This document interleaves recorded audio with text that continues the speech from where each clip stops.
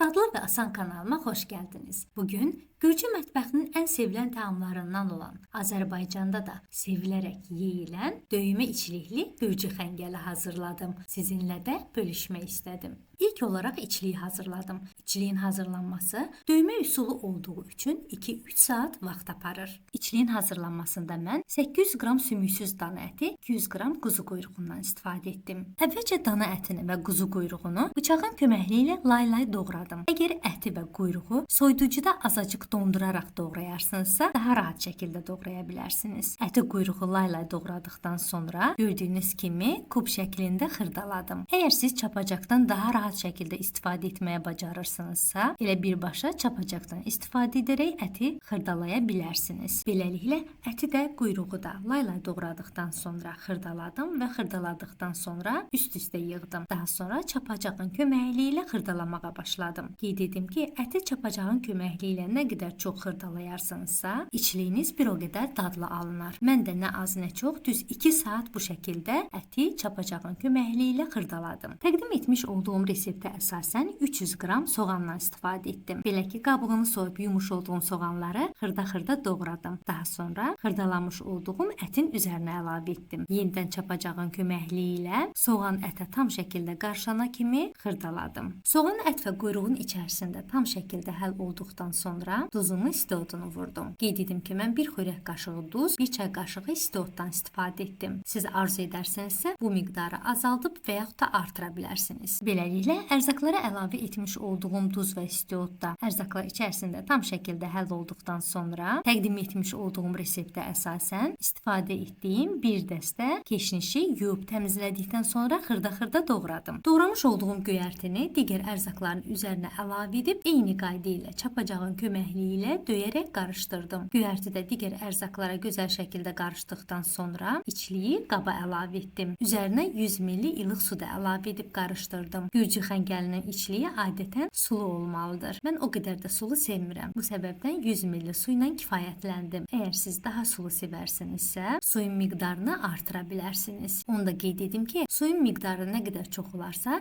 içliyiniz də bir o qədər artımlı olar. Artıq içlik tam şəkildə hazır olduğu üçün xəmirin hazırlanmasına keçdim. Xəmiri hazırlamaq üçün qaba 600 qram un, 400 qram qarğıdalı nişastası əlavə etdim. Siz arzu edərsinizsə 1 kiloqram undan da istifadə edə bilərsiniz. Sadəcə olaraq qarğıdalı nişastası xəngəllərin həm rəngini daha gözəl parlaq edir, eyni zamanda suda qaynayarkən dağılmamasını təmin edir. Qaba unu və qarğıdalı nişastasını əlavə etdikdən sonra 1 xörək qaşığı duz da əlavə edib qarışdırdım. Daha sonra orta hissəsini çökəldib, otaq temperaturunda olan ilıq sudan əlavə edib bərk xəmir yoğurdum. Xəmirin yoğrulmasında 450 ml ilıq sudan istifadə etdim. Xəmiri yoğurduqdan sonra başqa bir qabın içərisinə azacıq un əlavə etdim və xəmiri həmin unlu qabın içərisinə əlavə etdim. Üzərinə örtərək 15 dəqiqə müddətinə otaq temperaturunda gözlətdim. Onu da qeyd edim ki, bu xəmirə maya istifadə edilmir. 15 dəqiqə sonra xəmirin üzərini açdım və kündələrə ayırdım. Kündələrin üzərini örtdüm ki, qurumasın. Kündəni açmaq üçün masanın üzərinə və kündənin üzərinə un əlavə etdim və gördüyünüz şəkildə yuxalar açdım. Gürcü xəngəlinin yuxası o qədər də incə olmur. Bu səbəbdən mən də 2-3 mm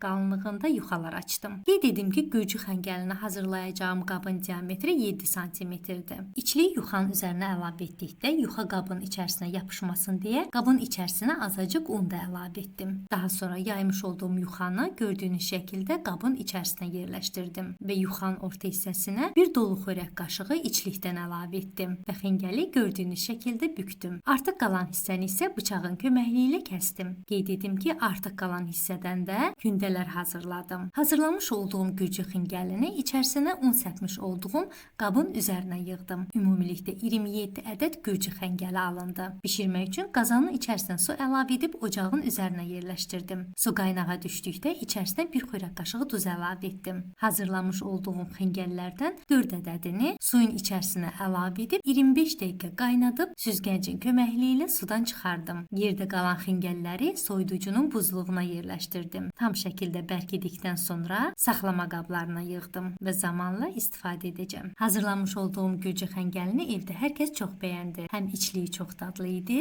eyni zamanda xəmirinə qarğıdalı nişastası əlavə etdiyim üçün xəmiri də olduqca yüngül alındı. Xəngəl sarımsaqlı qatıqla yeyilir. Bu səbəbdən mən də gözəl bir sarımsaqlı qatıq da hazırladım və gördüyünüz şəkildə servis etdim. Beləliklə, bu gün də sizə faydalı məlumat verə bildimsə, kanalıma hələ də abunə deyilsinizsə, abunə olmağı və bəyənməyi unutmayın. Gözəl rəy yazan hər kəsə xüsusilə təşəkkür edirəm. Allah ruzunuzu bol, süfrənizi açıq, əhvalınızı xoş etsin.